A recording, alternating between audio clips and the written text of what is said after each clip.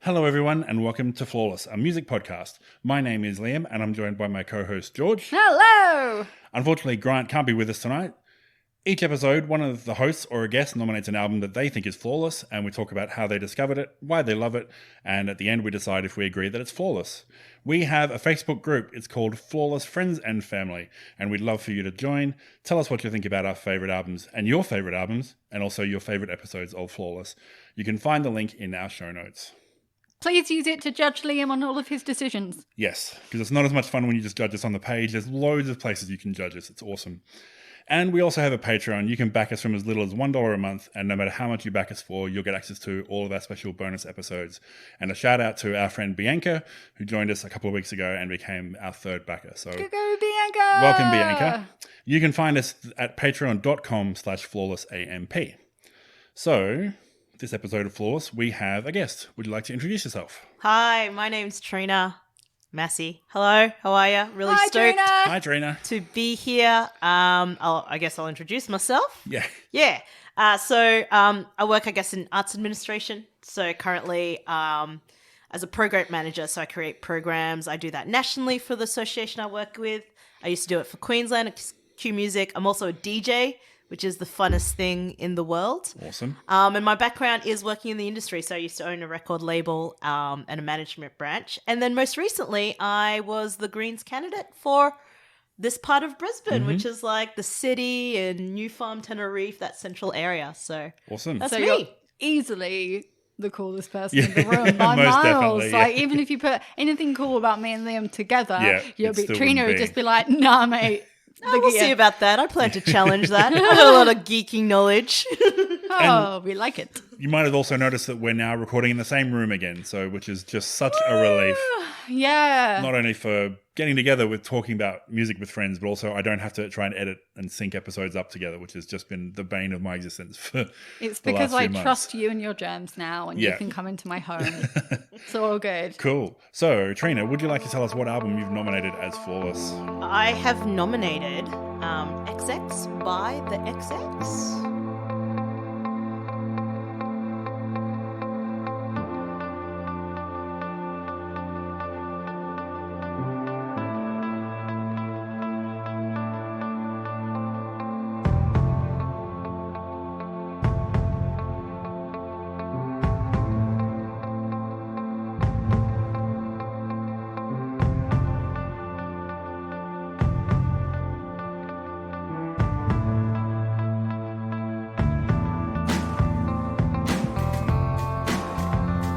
See what you did there. Awesome. Cool. So, XX is the debut album by English indie pop band The XX and was released on 14th of August 2009 by Young Turks, an imprint of XL Recordings. So, how did you discover the band and or the album? One of my fondest memories, actually. Back when I was studying and as I was just starting out in the music industry, I used to work at a bar called Rick's. Oh. And I was one of the bar managers before it got sold to like next door to RG's. Oh, yes. And went way downhill. Yeah, but I can't $6 comment. brekkie, you can't go wrong with that. Oh, mate, that $4 brekkie, it bloody killed it, Yeah. didn't it? It's gone up. It's like gone up? It's not 4 anymore. It's like 6 or 8 now. Yeah. Inflation. And there used to be a DJ that used to play at Friday nights. His DJ name was Harvey Satan. And he was such a big character that's what I remember for the mid-2000s in the Valley. These big characters, flamboyant clothes, maybe too much alcohol, but really huge characters. And Harvey Satan was such an incredibly engaging character and played music. And he was always at the forefront. Like, I would hear music from him that was always like just pushing it, like newer and newer and newer and pushing it. And one day I popped into the bar because he was doing like a day shift. So he kind of worked in the daytime at the bar, but he was a DJ. And he had this album on. And I remember it clearly because it was so different from the music that he had been playing and maybe not even maybe, honestly, the music that I had been listening to for such a long time. Like, we're talking about 2009. So we're talking really at the peak of indie rock, right? Yeah. Just as about Sex is on Fire is about to blow up and kill indie rock. But like, you know what I mean? Yeah. But this was the peak of it. This is when everyone was dancing to guitars. And this record really transformed what I thought was indie. Yeah. Really helped me think about spaces and how music can create space, and how if you create space within songs that other emotions can be generated, and really did put me towards a new path of listening, diversificating what I was listening to. So that's why I think it's a flawless record. Awesome. Ah, look at you go. George, Hello. someone has jumped in and nominated an English band. They're stealing your bit. That's stealing my bit. Like, you're bringing an English band to a knife fight. Yeah. Fair enough. Had you heard of the XX before or this album before? What do you think, Liam? I think you've heard of both. Yes, I think you might be correct. Of course, I've heard of the XX. So at the time, I was listening to XFM, which is like a way cooler Triple J. So they would have, in the evening, there's a show called Exposure, which is run by a guy called John Kennedy. And he is so well known in the industry. He's won awards from NME for just being awesome. Just genuinely, it's just like, you're just really good. So be awesome. And I think the first time I would have heard the XX was on XFM's Exposure, which was like too many X's to go around. And they won the Mercury Music Prize. They did. That year. And the Mercury Music Prize is a really big deal, and people in the industry are the ones that they'll have huge bands, and then they'll have bands that are completely unheard of, and it would be a real like mixed bag of who's nominated. And then industry people, including my friend John Kennedy, are the judges of who gets that prize. So they won that year, and I was like, my friend John helped with that. Yeah. So, well, probably. I assume he voted. I don't know. So I'd heard the singles mainly, and also you could not exist watching British TV without knowing half of these songs from adverts and from like documentaries, TV shows, and everything. It was just it was like Sigur Rós, who were just the background to every BBC World documentary. They basically had a license. Right? That's so interesting. So I think of like some of the songs. I think it was like Crystallized was just. Oh no, VCR was used on probably about 4 different adverts at the same time. You're like, okay, are you a gas company? Are you selling me a car? Like, what's going on here? So you could not get away from hearing them. So people talk about it being a slow burn record, but over in the UK, it was just like, oh, the XX, yeah. They're everywhere straight away. Pretty much, they turned into the music that was your grandparents didn't know that they were listening to on the TV. Like that music in the back. Because you talk about space, so they left the space for the dialogue over the top in the TV shows, or for the adverts to have, or those little tiny twinkles of the guitar or piano or something would come in, and then that was used on repeat for an advert. So there was no way I got away from this album. Yeah. Like it was just, I think I'm sorry. It was very much in my face. So there we go. So but you hadn't necessarily heard the album all the way through. So I actually had heard the album all the way through by illegal means, obviously. Because it was 2009, I was 24, and I'd bought a house, so I had no money. Like I was buying pasta for 37 pence from my local supermarkets. So I used illegal means such as SoulSeek, etc. back in the day. LimeWire. So I had a copy of the album in an illegal format when I was 24 when it came out. Nice. There you go. So Liam, had you heard the album, the band? I knew of the band. I hadn't heard the album all the way through. Definitely they landed on Triple J and they just exploded straight into there. They were going to change what indie rock sounded like for Triple J, who'd always been moving towards more synthy and hip hop sort of stuff. So this was a really great gateway for them to be able to take a lot of stuff. And then lots of Australian bands started sounding like them. So I wouldn't say I was super happy with the transformation at the time. I liked my 4-piece rock dude bros hanging out in front of guitars, rocking out and moshing a little bit. But so it took off right away. And then Islands was number 56 in the Hottest 100 that year. So they took over the Triple J airwaves, and then you could totally see everyone starting to try to sound like them and try to be like them, which was, changed the way people thought about indie rock, I thought. which is really cool. So, Trina, did you expect us to both know of them and of their music already? Yes, I did. I mean, I guess they've only been increasing. I mean, I think the direction their music moved towards is probably not where everyone expected it to go, because it's really electronic now, right? Yeah. But I did expect everyone to kind of know of them, but maybe not have listened to the full album. Because it did have some hits, and you know how we got in the 2000? It was all about bangers. Yeah. Well, I would go to indie clubs, and I would hear their songs playing at indie clubs, and people were dancing around like they were back in the shoegaze era. How were people dancing to this? Because apart from a couple of songs, it would be very hard to dance to most of this album. You stand, you look, you wave your arms around as Trina is currently doing right. and you look at your own feet, and you Yeah. daren't look in the eye of another human being. Yeah. Basically, unless there's a particular lift or a particular moment, then you're allowed to look up at the sky, and then you look back down again, and you look at your feet. So it was like bringing back shoegaze, like dreamy pop, like shoegaze stuff, and that's how people just like sway from side to side as I'm currently doing. Everyone's swaying. Yeah, everyone's swaying. There's no real beat. Yeah. Yeah. And But you want to look pensive yeah, and emotive. yeah, pretty much. That doesn't sound like a good time. Yeah. I get was- going and seeing them live to experience live the soft swaying, but going out somewhere to dance and then having a soft sway doesn't But it feel was like a it'd be a really good time. good interlude between having a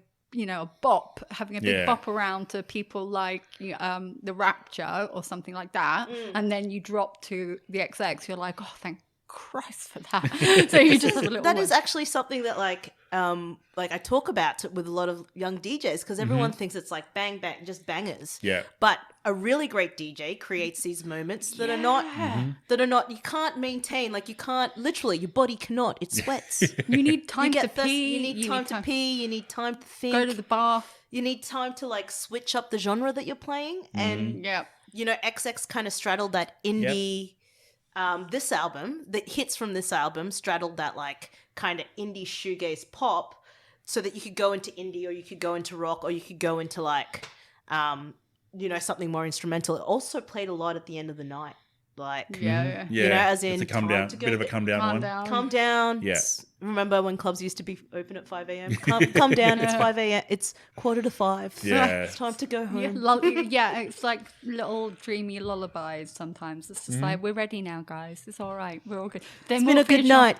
Yeah, it's been See a you big night. later. And as soon as I start playing Iron and Wine, you're definitely out of here. Yeah. Like, we're gone. We've moved to folk. Yeah. From great heights. Yes! It had to, of course.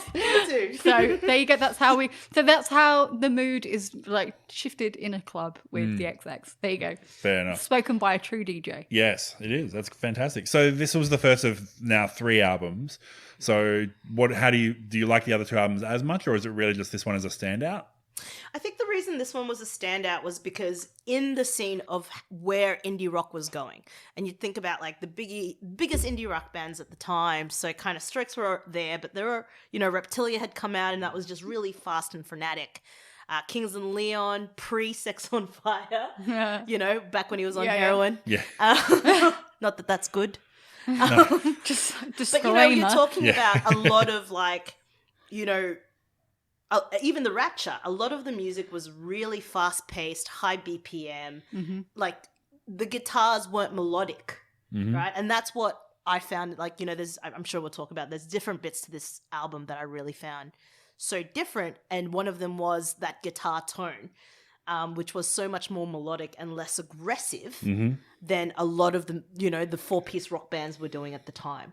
And so while I really do enjoy the other albums, and they're like beautifully made albums, and Jamie XX's solo stuff is really awesome too, and that's a jam, like that's a party. I think for me, this just holds a timeless quality in the way that it was so different to what indie bands were supposed to be at the time. Awesome. Yeah.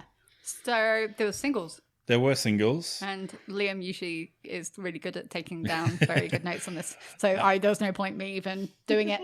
So go forth. So the 4 singles were Crystallized, makes complete sense as a lead-off single, Basic Space, Islands, and VCR, which was 3 of them together on the record. Yeah. Yep. Front off the top.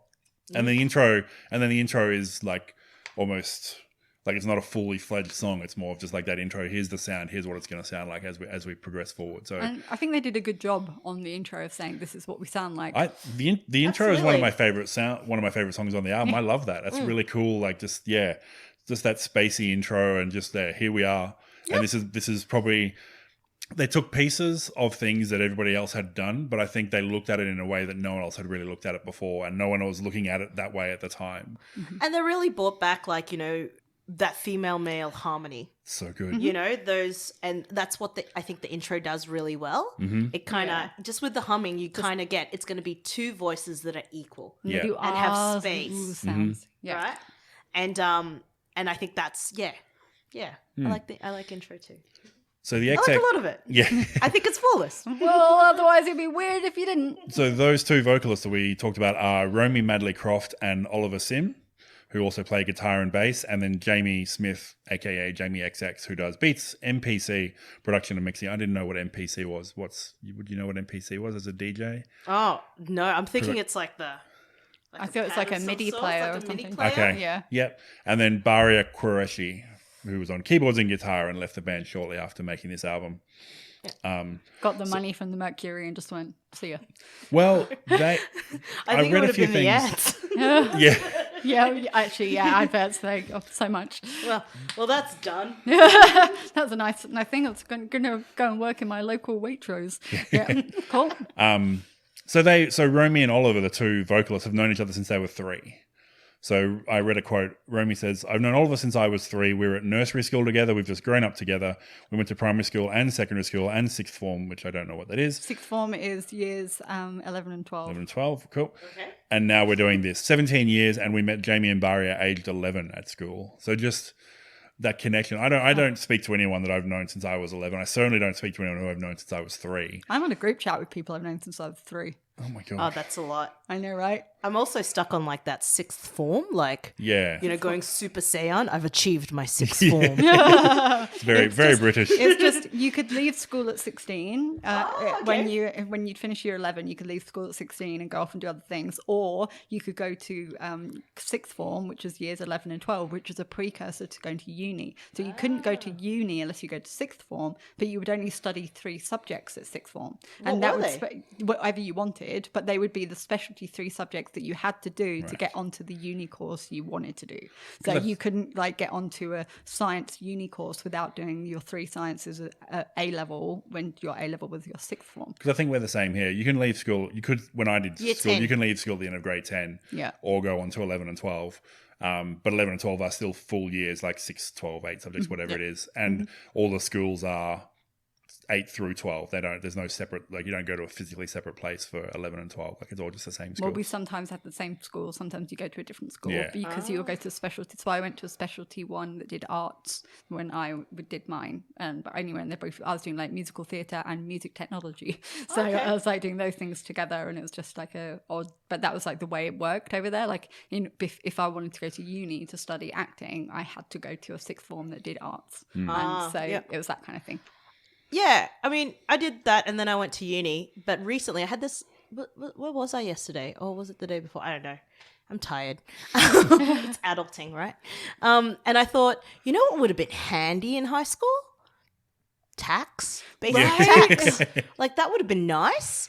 Like, I didn't need year 12 biology, but damn, I could have done with some tax. Tax, inflation, mortgages, so many things that I wish I just learned at school. And I'm like, why on earth did I learn all this other stuff that did not help me in any way that I can Google now? But I can't Google tax. It makes no sense. Anyway, sorry. XX. Sorry. We diverted. That's what Sorry sixth about form that. is. Sorry. And that's how you get to uni back in the UK. Cool. And so that's how their context, if they went to the same they would have gone to the same nursery if there were 3, and then same primary and secondary and sixth form. That's like you're really dedicated to another human being if you're all dedicated to the same like path. If you follow somebody through all of those different different schoolings, Which kind of makes sense because, you know, when you think about this record, like, it's pretty intimate. Yes. Like, lyrically, it is like, you know, it is pretty intimate stuff going on, and kind of makes sense that you'd have to be in that safe space with someone that, you know, you've known forever. Yeah. pretty much. Awesome. Cool. That's a good quote. Thanks, Liam. Songs big question that we love to ask. Yeah. Have you ever seen them perform live? I have. Cool. I have. Go forth and What tell was us. it like? Last year. So the past year has been like, it's just time like, is an enigma where right are now, we? yeah. I remember where we are. I'm going to say the last Australian tour, which I think was either last year in March or February or the year before. And it was at the Tivoli. So beautiful setting. Nice. And it was magical. Like the music is magical. But I also was just like it was one of those gigs where everyone is standing and swaying, like doing shoegaze for the hour and a half. Yeah. And I was like, oh. Yeah. You know what I mean? And it was magical because there are such like live. There are like the guitars in crystallized, bum, bum, bum, bum, bum, bum, bum, you know what I mean? And like and then like the kind of running drum beat, right? These are all actually really crunchy when it's live. But if everyone's just like holding their partners and swaying, it was wonderful. Like they sounded fantastic. The visuals were great. Yeah. I remember closing my eyes a lot and just listening to the music. Nice. Their harmonies were like really wonderful. Yeah. And of course it was touring the last album. So was it Angels from memory? I See You. I See You.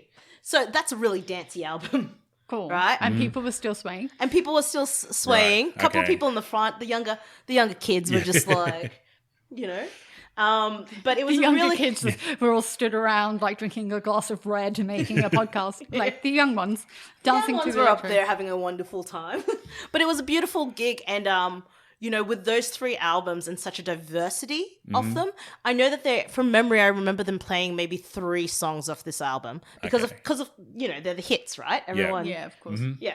And so, but it was an amazing live show, and I really hope that album 4 is on the way. Awesome. Cool. I've not seen them live. So No, I feel me- like I'd like to. Like, I think I'd like to see them live because I really enjoy swaying and I enjoy looking down at my feet. But more than that, I really enjoy closing my eyes at concerts. I've like a real thing. It's like, why am I here? Like, which is why it doesn't matter where I stand. As long as I've got like good acoustics, it doesn't really matter. Unless it's like a dirty punk band and I'm right up the front getting bruised and beaten and battered. But if it's something like this, it's something I want to experience. It's a journey. It's like It's a great visual show too. I remember that the light show and the visuals were incredible. okay, well, I'll have to bear that in mind. But yeah, they're a band I think I'd really enjoy to sway to and have a little bop to, and maybe like show some youngins how to bop. So just be like, hey, this one's got a higher It's a very BPM. short bop you'd have to get. These songs don't bop for very long if they do. Yeah, I know, but on some of the newer ones, it's a Yeah, little boppier. that's So fair. I'd bop around and go, this is what happens when you lift your feet. Have you seen them? No, I haven't seen them live because, they're not something that's been super grabbed my attention over the years. So, but I was listening to the album. So my background is a live music journalist. Yep. And I was listening to the album. I'm like, it was hard for me to picture what the live show would be like because you can't, this album particularly, you probably can't do a lot of dancing to it. You can do a bit of swaying to it, but then they're also so super mega popular that everybody would be jammed in. Yep. So I was interested to know if like everyone would be swaying or if it would just be like everyone's just like transfixed looking at the stage because there's not a lot else you need to do with your body as it happens. And it was, It's atmospheric. Yeah, But that's the right. newer stuff is so dancey. So Right. it's like that mixed audience. It's Yeah. like, me in my like mid to late 30s just kind of like, oh, I don't like being near the front. Yeah. And then the young people like, play something new from the new album. Well, I've seen bands like My Bloody Valentine, which have like a very much like they were different at their time too, but and it's almost like the XX were like the quiet babies of bands like that. They were just still playing atmospheric guitar music and they were having some like multi vocals and everything else, but like they were also playing it really fucking loud. Yeah. And you were allowed to, but you still swayed to it. Yeah. So it's like it was still like swaying music, but it was really, really in your face swaying music with good visuals as well. So it just like they're like the babies that had turned their amps down. That was how I imagined the XX. Yeah.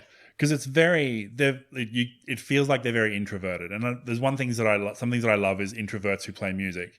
because it's not natural for someone like. So I always think of the Nationals lead singer, whose name I can't remember right off the top of my head right now. But when he performs, he doesn't want to be up there.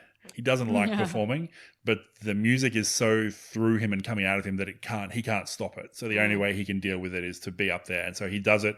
He tries to do it without looking at anybody. He tries to do it without thinking. Like, you can tell what he's going through. And I feel it'd be similar with these guys. Like, they're not big, boisterous people. They're not making big, boisterous music, but they've just got a feeling for something that is coming through them, and they have to put it out there on the stage.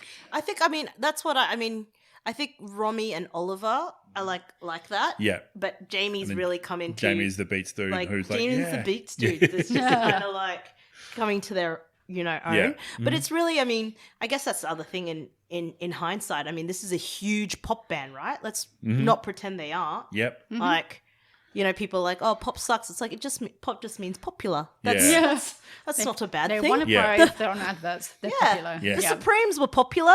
They're a pop band. And when you think about it, they don't fit that mold of a pop band, right? Or a big rock band, even though they can sell out. That was a sold out. That was 2 sold out shows at the Tivoli from memory. They would fill any Splendor lineup or any of those. Yeah, of course. But they're not, you don't think of them as big world beaters. Yeah. Yeah. Cool. Awesome. Did you have any favorite songs that you wanted to talk about from the album? What are some of the ones that really grab you? Oh, I had to re-listen to the album. I'm going to get... Right. George, do you have any songs? Let's grab one from George before we get started. I really... can I just jump straight to the end and say I really fucking love Stars? Yeah. Because that thumping bass and then that, stampy kind of piano chords sounded so lovely with so Oliver's vocals lining up with the main melody and stuff, which is something that I don't often enjoy. But something you've mentioned that before. I have a real thing against the vocal line being the same as the guitar line. Okay. I'm just like, no, you're a different instrument. Stop it. So and so I've got a real thing against it. But then it had so much power, and the first 2 minutes were really grabby, and then it has that drop, which is really nice, and then the dirty bass comes in, and then it starts going really sexy, and so for the last minute the whole sound was really full and really powerful, and then it just has 10 seconds of just silence, just to go, shh, we're done. Yeah. We're done now. And so as a song, I was it was a full and complete song for me, and I really enjoyed that one. So It's a beautiful song. Stars is yeah. And they could have put that anywhere on the record. They finished with it, but it wasn't necessarily I'm closing on this record. It could have been anywhere on the record and would have been fine. But the fact that they almost built up the album, despite having loads of the hits and stuff really up front, they had this crescendo at the end with Stars, and then went shush, and then they were done. Yeah. It was this is our album. It was only 38 minutes long. So it's a short record. Short and sharp. Feels longer. As a record goes, sometimes we have at hour and a half long records or whatever, and you're it feels really short or whatever. But this one feels longer than 38 minutes. I think just because of the soundscapes and dream sounds or whatever that they have. So that kind of works really well. You definitely wouldn't accuse them ever of not doing the most. The vocals being just following any pattern. The vocals, both of them, when they come together, when they work separately, they're always completely independent, separate instruments and separate things that they're doing. It's really cool. So yes.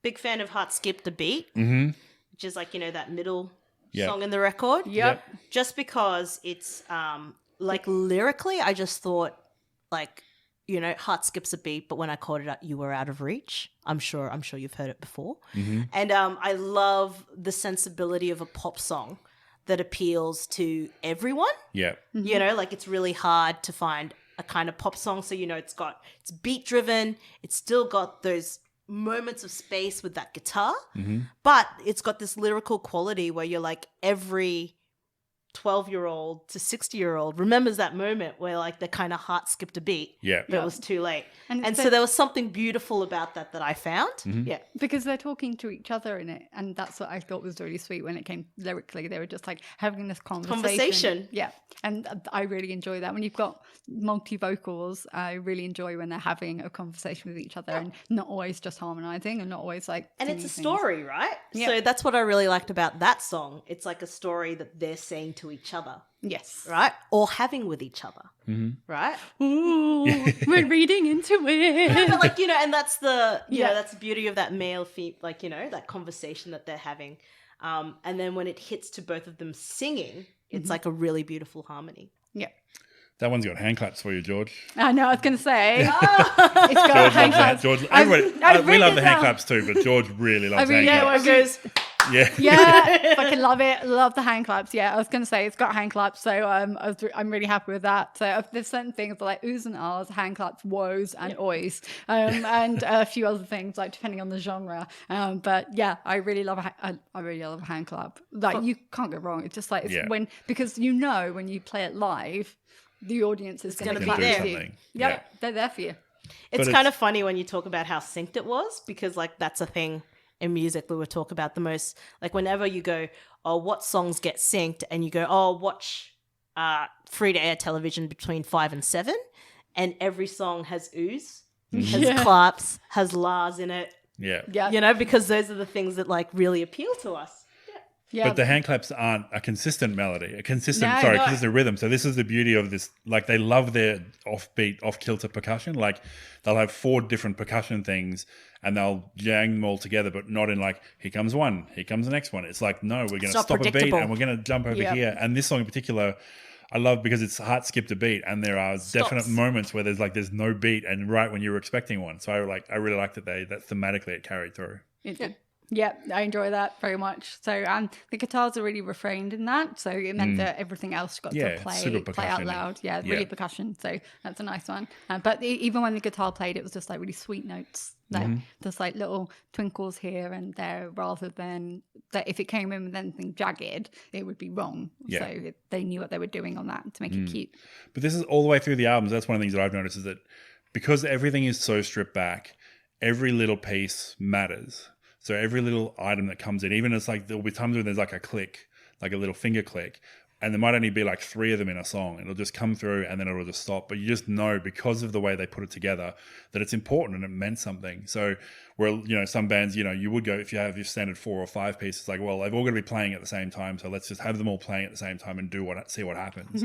Whereas this is like, no, if there's no reason for a guitar piece to be there, we're not going to put a guitar piece there. We're just going to pull it out, have a vocalist, have a percussion and see it. And it all just works on those levels. Yeah, I mean, going through this album, there are moments like that are like layered. There are a lot of instruments going at that same time. Yeah. But in that moment that all those instruments are having at the same time, there's a point to them. Yes. And there is, they're slightly out of tune, like a little bit on the offbeat, but they're not repetitive and not predictable. Even though those bass beats can go in like those consecutive cycles. But there's like, even when we talk about Crystallize, where it has that running beat at the start that then stops into like almost a click, right? And so there's these really wonderful moments of instrumentation through it where it feels like every note from every instrument has a purpose. I feel like he hits the edge of the toms quite a lot, and I really enjoy that sound. I really love that click sound. Yeah, because sometimes depending on the effects that are running through the mic, it can sound like a hand clap as well. So I'm tricked into a hand clap when it's actually just like the clicking of the edge of the tom. So that's really fun. So yes. Speaking of hitting the offbeat and crystallized, is you do have it. The opening is like, yep, this is pretty straightforward, and then the bass line comes in, and the bass line is half a beat off.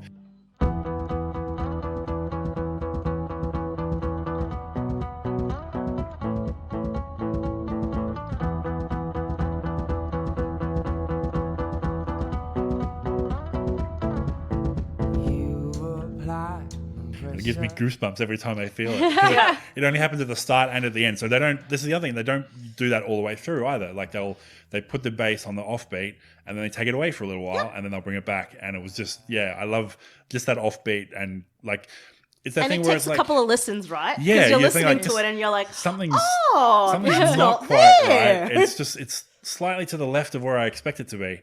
But it's that thing of like, I bet people were telling them, don't do that. Just hit the beat on every single thing. And they're like, no, this works for us. And we want to create a space, and we want people to feel uncomfortable and goosebumpy all at the same time. And so that offbeat really works for it. Yeah, but even like think of something like Shelter, which like starts with that space and just like singular piano keys. Yeah. Like and vocals, like giving the room for those Romy's vocals to just own that space and create that vulnerability. That reminded me of that modern version of the Massive Attack's Teardrop, the way that started and the way that sound was just really simple. And then there's just that really simple vocal, like female vocal over the top. And that just kind of made me go like, oh, you're like, it's like the new wave, like the newer version of that sort of thing. And then obviously it changes, like the song like builds into crescendo and definitely and it has that the XX sound, that guitar sound, which is just the XX sound. Like you just, anytime I would hear that record, I'm just like, yes, I know who. Yeah, that guitar tone's very particular. Like it was very particular to them. Like you mentioned, other people have been trying to like imitated it afterwards on Triple J, but that tone was very particular to them at the time. I really love the lyrics on that one because it's like lovers having a misunderstanding at bedtime. Yes, Georgie. And it's so good. And because it has the lyrics in it. Back at you, so you can see the way I feel it too. And I listened and I was like, oh Matt, I've been in that situation where I'm just like, I wish you could see it from my perspective. I wish you could do that. And it's just like misunderstanding, and it's just these two lovers having this like and it's at bedtime, and you know that's the worst time to have. You just want to go to bed. You just want to go to bed, but you know that if it was in the daytime you'd be rational, but when it's at nighttime there's emotions flowing that you can't quite control. So having that misunderstanding, and you're sleepy, they really captured that in Shelter a lot in that song. Did you find sorry, Georgie, did you find like so many times like in a lot of these songs where there are like lyrical content, there was moments like, and that's what I think is a great written pop song, right? This moment where you can feel that emotion and put yourself in it because you've been in there. And that's, one of the reasons why I thought this record different from other records in that time, but also how it stands out against the test of time is I can still listen to a lot of these songs. So Shelter, Basic Space, VCR, we watch things on VCR, talk about Big Love, and it's like we're not watching VCR, but that's what we're doing with Netflix. And I just found so much of this record when it talks about love and loss and the basic kind of emotions that can happen within interhuman relationships that still reverberate now for me. Yeah. And I think the beauty of the lyrics a lot of the way through the album too is they're not verbose either. Like they usually, you look at the lyrics for a song and it's like short, sharp lines and not a huge amount of them either. So they pick their lines, they pick the tone of the song that they're going for, and then they just hit that. And it's like they don't try and crowd that space with vocals as well. And some are quite obvious and some are a bit more pseudo-cryptic kind of, like where it feels like they've written a poem, they've just taken a few lines out of it. And you're missing bits? You're missing. What's the rest of the story? You're missing it. So even in Crystallized, I think it was... You don't move slow and taking steps in my direction. The sounds echo. Does it lessen your affection? No. And then into the whoa, whoa, whoa. Yeah, So good. yeah, exactly, right? But what does it mean? Yeah, I know. So I'm just like, I wrote the lyrics down because they meant something to me, but I don't know what they mean. And so they're just like, you're tricking me, and you've only given me half of the poem, or you've only given me one of the love letters, and you haven't given me the response. And like, I feel like you're tricksy. Yeah. So there's a few times I've just like picked out lyrics in the kind of ways. But I found like that let me like put my own meaning into it. Yeah. And that's how it that's how I felt like I was, this song, like, I guess to an extent I always don't think of them as incredibly popular.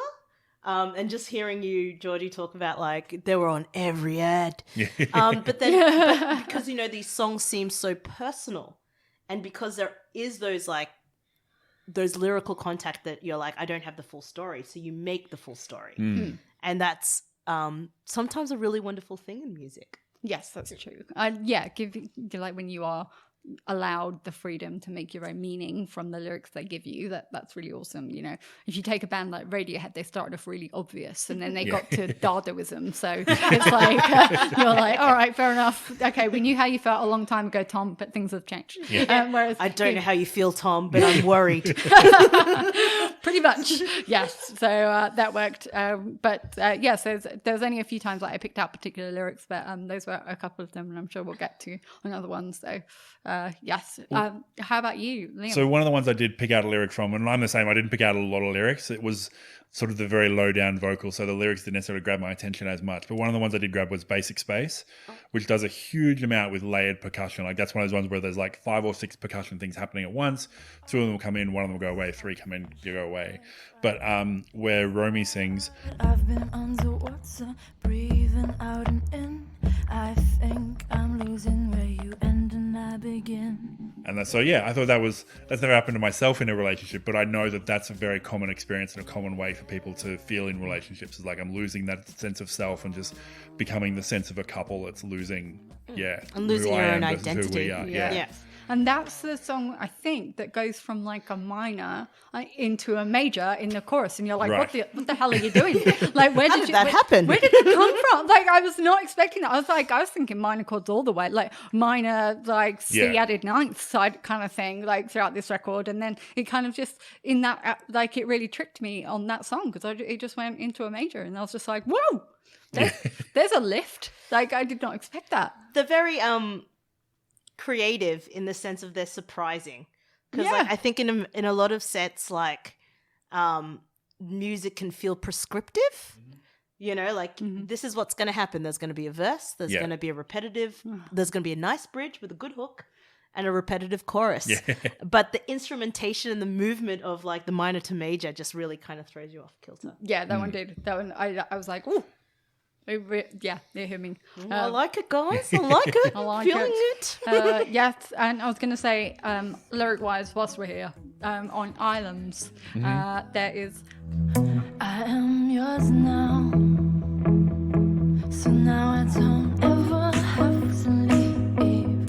I've been found out, so now I'll never explore. And I was Yeah. like, really cute. Another couple one again. Yeah, it's just a really cutesy song again. So it's like, it's got really tricksy drums like on that.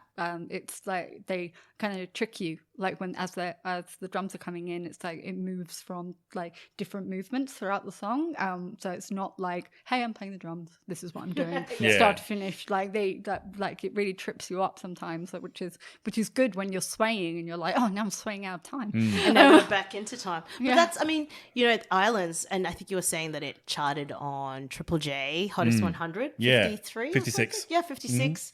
But like, I mean, don't you think it's so interesting because, we talk about the Excess as an indie band, right, that is doing like these weird time signatures, changes of tempo in the middle, changes of keys in the middle. But, Islands, it's a beautiful love song. Yeah. It's a beautiful pop song that they've somehow dressed in the most interesting way possible. I think it's interesting because I think back then they were probably victims. So they had this huge album that really exploded. So they would have had songs that were all over Triple J. But I think when it comes to an end of year and you think, okay, what's the really hooky, the songs that really grabbed me this year? These probably don't jump to mind. So that's probably where they didn't have as much success as they probably should versus the popularity of the album overall is like, what are the really big songs? Because I would have put Crystallized up there probably above Islands. So the idea that didn't make it is like, I'm just really surprised about it. But I guess it just didn't grab people's memories. And then I think now, if they put this album out now, it would. Like, they'd probably get like 8 songs in the countdown and they'd be like, they'd be killing it all over the place. But because they were so groundbreaking at the time, everyone's now built on the success that they had, that they sort of probably didn't land as much as it could have in that first instance.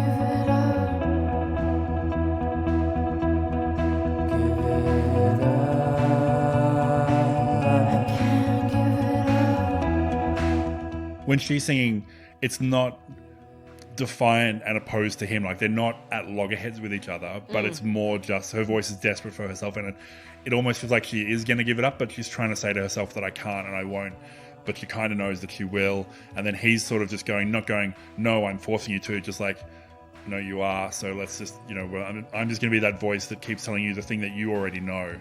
And so, yeah. And then it builds into what's like a crescendo for this album. And the album doesn't have many crescendos, but it had actual cymbals in it, which was like, oh my God, the cymbals came out of nowhere. It had finger clicks. Yes. Yeah. Lots of different percussion. It had finger clicks. Yeah. So they just they were doing all sorts going on. Yeah. With the drums, which I thought was a really lovely addition, like a really nice sound to add to that. Yeah, I think it's interesting that like we keep talking about drums, but there's no drums listed in the things that the band members did. So it was all production. Like you didn't think of it as a band having a drummer. He has a But it's a dude, it's a guy with beat drum, beat machine, which might be the could be the MPC stuff, So which is the MPC, I think. That idea of having a drummer sitting there the whole time trying to think up things to do just obviously is not the case. Like they only use the bits that they need, and so he just creates the bits that they need when they need them. Did you have any other songs you wanted to talk about or any other stories or anything before we do jump to final pitch? No, I think that was a really great conversation. Like, I feel like, I mean, it's interesting how we're not talking about the hits though. Like, I think that's really like, we we didn't need. We don't need those hits. Like there was 4 big hits that were really synced. There was a lot of singles on it. But those singles all have a place. But then these other songs, which traditionally can be fillers in albums, right? Are not fillers at all and have a great space in it. And I think one of the most amazing thing, like including the intro all the way through the album, there's a really wonderful synergy. Like there's not really a song that feels that it's out of place.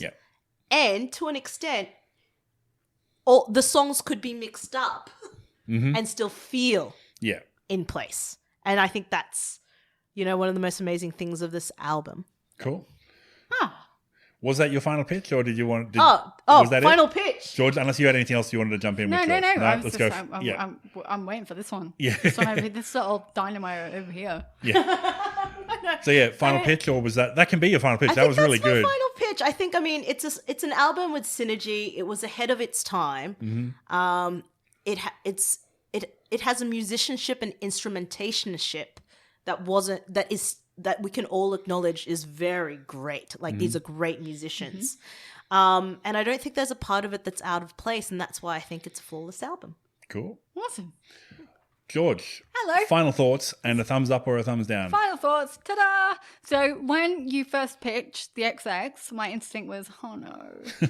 Because I was like, oh, this is the album. This is the song that I've heard in every fucking advert. This is the song that I heard in every BBC documentary and this, that, and the other. And I was like, and now I'm going to listen to the whole thing again. And so I was like, oh. So I listened to it with fresh ears, which is good because it's been 10 years since I last listened to the album. So I listened to it with fresh ears, and I did get this brand new appreciation of the musicianship, and I did get new appreciation of the songs. And then I found that because I've lived in Australia for so long now, and the XX aren't used in adverts, those hits didn't annoy me. They reminded me of the fact that I would hear them so often advertising British Gas or something like that.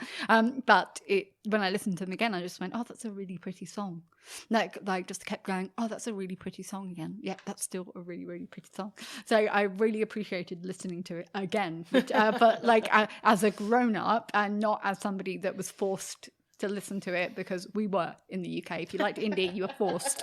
So I really do enjoy so many of the songs.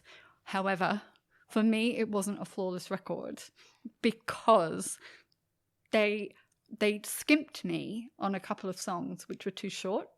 Okay. And then they gave me too much on a couple of songs which are too long. So Islands is 2 minutes 40, I believe. Yeah. And that's not enough, quite frankly. They could have given me a lot more, because if I go to Infinity, which you loved, and I was like, that's over 5 minutes, I was like, no, take 2 minutes out of Infinity and put that back over into Ireland, please. I really like the length of Infinity. Yeah, but I struggled, I think, a few times because I really loved a lot of it, but then I would find myself going, shit, where am I in the album? and then I'd lost, because that sound is so it follows through the whole album. I'd forgotten if I was at the beginning, middle, or end, and then I lost my place. So a few times I did that, but I really enjoyed listening to it again and writing so many colourful notes about stuff and actually paying attention to the lyrics, and I can appreciate it. But I think as a debut album, I felt like if they had just one grown up in the room to say, like, do this a little bit differently, and then it might play out a little bit differently, then I felt like it had that kind of feel to it. But it was really good otherwise. But thank you. George does that. She reproduces albums. She's like, if I was the producer, I would do this. I do. Well, I'm just like, It's great. I love it. I just wanted to take a couple of minutes out, or like the odd 30 seconds out of a few songs, and give them to something else where I felt like they were really giving me something. And that was just me being very fussy about listening to the album. So yes, but it was good to actually go back to the XX and go, oh, you don't have to just remind me of like switching over the channel. You can you like Not the gas again. yeah, exactly, right? It's actually, I just could appreciate the music for itself and for everything it stood for. And I think it's a plucky and daring debut record. And Yeah, we didn't talk about how great it is for a debut either. for a It's a debut. It's Which is incredible. debut for these young people who brought out something so intimate and let us into their lives by creating such an intimate record. And I think that's a really powerful thing for someone to do. So but hats off to them. I think they did a fucking cracking job. Cool. Awesome. There you go. Liam. Over to me. So like I said before, I'd heard of them and I know what impact they had on indie rock. And to be honest, I'm not a huge fan of what they've done to indie rock. Like I did like the big boisterous stuff, like my mid-noughties, big boys with big guitars, that sort of stuff. I love that stuff. The good news is, since 2009, the internet came along, so I don't actually need radio to find me those big boys with big guitars anymore. I can do it all by myself, so that's all good. So the first time I listened to it, I just had it on, and nothing really stuck with me at all. And I was like, I don't know what's going on here, because I knew it was supposed to be one of the best albums ever. And then we didn't mention it was 2013. It was ranked 237 on NME's magazine's 500 greatest albums of all time. So yeah, right up there. Didn't take them any time to think it was great. So then I listened to it with headphones on, and it's a completely different experience. This is a headphones album. You have to, you can definitely go and see them live and hear it on the radio, but you've got to listen to it on the headphones to get a full experience for what it really is. And I loved it. I loved all the different layers. I loved the different percussion. I loved what they were doing. And I'm like, oh my God, I've been missing this stuff the whole time. So it's very headphones album. Every little piece is so important. It's so intricately crafted. It's like a soundtrack for a night out, but like a bad night out. Like it's just not. This is not a sad party at time. the end. This is a sad at the end song. You're like, it was fun, but Yeah. But I think I'm in love. Covered in ketchup. And they don't like me. and also like a small person living alone in a big city, surrounded by just giant things that they don't understand and they can't connect with. So yeah, really, really liked it. The problem came then when I stopped listening to it and I took the headphones off. I couldn't remember any of it. Yeah. None of it stuck in my memory at all. So normally I want to be dragged back into it. Like if I know something's flawless, I'll be like, yeah, I can't wait till the next time I'm going to listen to it because I remember this bit, I remember that bit. And it took me like 5 goes to even go, oh yeah, the bits in Infinity that I like and the crystallized bits. But as soon as I turned it off, I couldn't remember what it was like, which I think is just my lack of exposure to this kind of music. And that's something that I'm going to have to deal with. But that really, like, as soon as I was listening to it, I loved it. But as soon as I stopped listening to it, I didn't feel compelled to listen to it again, which was why I couldn't say that it was flawless. So there we go. Unfortunately, But no, not quite no there. ding. But No. great album. Cigar, It is a great album. and It is a great album. deserves its reputation as one of the Yeah, outstanding totally. ones and changing the genre as we know it. And they deserved winning. I think it was like 10 or 50 grand in the Mercury Music. Definitely like, well worth. as young people creating something like that, I was just like, Yeah. you can't it's just, it's a great record. So we want to thank everyone for listening, and thank you, Trina, for My nominating such pleasure. a great Thank album. you and so joining much us. for such a wonderful conversation. All good. So much fun. We have Facebook, Twitter, and Instagram. We are Flawless AMP on all of those, so you can join the conversation, share or like our posts, and give us a rating, and every little bit helps us to find more music lovers like you. And of course, we have Flawless Friends and Family on Facebook as well, so you can find the link to that in our show notes. As mentioned, we also have a Patreon. We are patreon.com/flawlessamp. If you'd like to back us, please check that out. Thanks again for listening, and we will see you next time. 'Cause we can give it time, so much time with ear.